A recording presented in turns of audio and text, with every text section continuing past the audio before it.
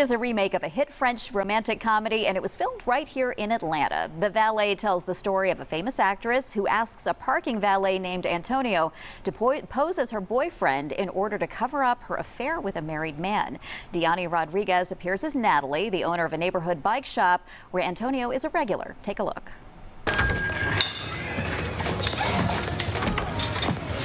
Oh, you really are a safety risk.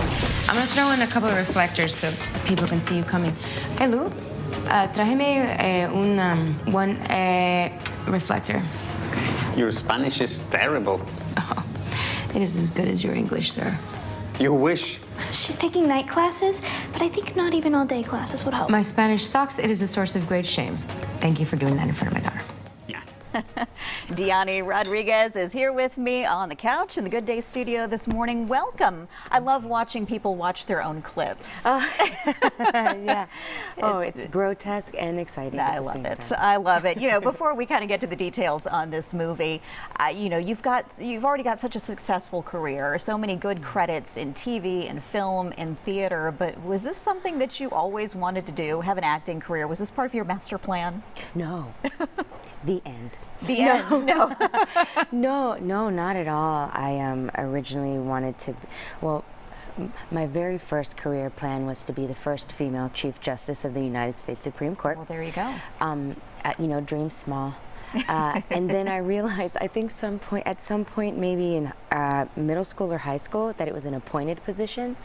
And like, if you see my social media, you know that I have a tendency, like, if there's a bridge, please hand me a lighter, I will burn it.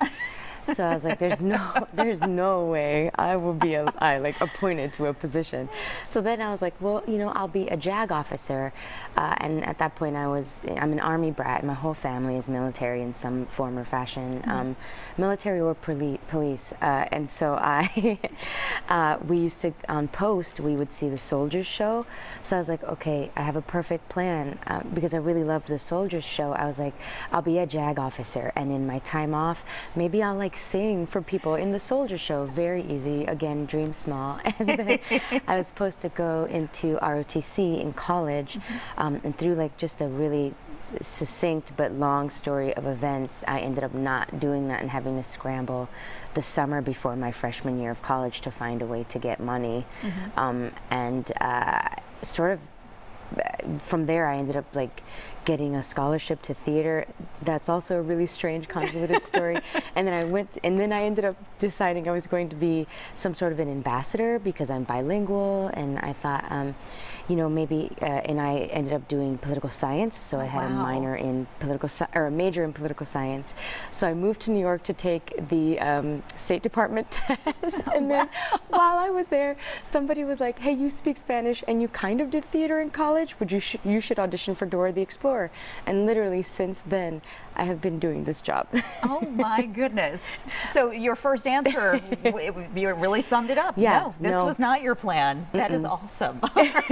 Well, and since then, I mean, speaking of all these impressive credits that you have, I mean, Law and Order, what is it, Organized Crime, and now you're on the 9th season of The Blacklist, which is a fantastic show. You're right there alongside James Spader playing his character's bodyguard. What is it like to be a part of a project like that? It's insane. It's insane. It's insane.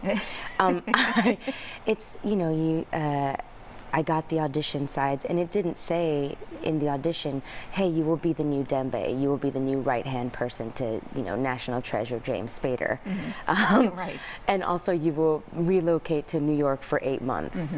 So that in general, I was already a fan of the show, and then getting on the show, and then the longevity of the contract, and then realizing that no, every day you work with James. You almost exclusively work with James, and no one else.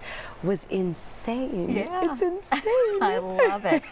I love it. So, I mean, yeah, you have to travel there to New York to film that, but this you got to do, The Valet, right here in your own backyard. East Atlanta, baby. Like 10 minutes from my apartment. Let's talk about this because it's a romantic comedy, but it's also a little bit more than that, because I came across a quote from one of your co-stars who described it as a love letter to Latinos and working class immigrants. How does that all kind of come together? What can you tell us about this? Oh gosh, it's absolutely, you know, and it's a talking point, and yes, you know, when you see the movie, you think that, but having seen it, just 2 nights ago we did the premiere in LA. So having seen it, you realize, yes, absolutely, it's a love letter to Latinidad, but it also is a very, I don't know, I almost hesitate to say it, but you know, I see a bridge, I'm gonna burn it.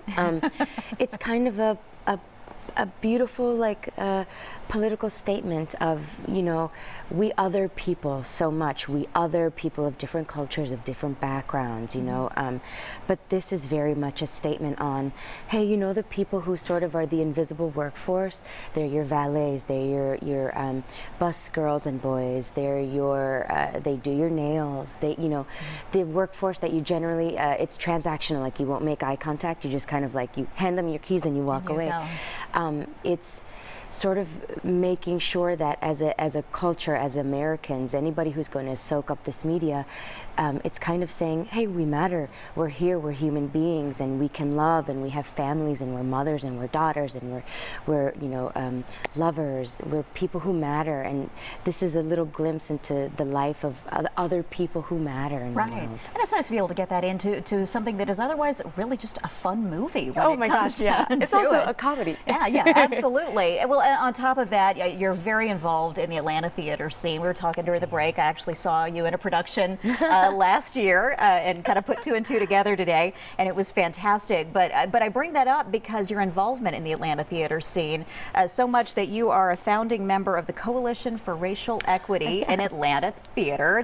Tell me what that is, what it does, and why it's important to you.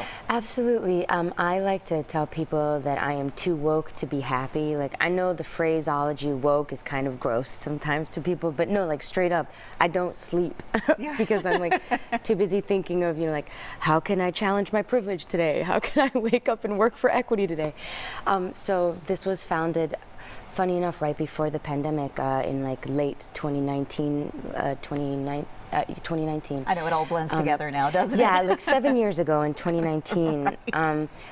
Basically, a young lady named Cynthia Barker, who's a very good friend of mine, I love her very much, was tasked with a company called Out of Hand Theater in creating a conversation in Atlanta Theater around race and equity, because it just kind of feels like it feels very much kind of in the world, and like, you know, 2020 brought to light a lot of things, and we started sort of discovering our own discomfort with matters of race in Atlanta theater specifically, and as a Latina woman, and Cynthia as a Black woman, you know, these are uncomfortable topics that we didn't see being broached very often. So she was approached by Lee Osorio, who is also in the coalition, to create a community conversation. She put together a group of people that organized it. It ended up being a crazy success. Like, over 300, 400 people showed up, and it was like a rainy, stormy night. We had no idea that this was going to happen. And it ended up being a little bit like, without being too grandiose, but I'm gonna be grandiose, it was a little bit life-changing and culture-changing here. And we ended up sort of meeting afterwards and being like, we should keep doing this.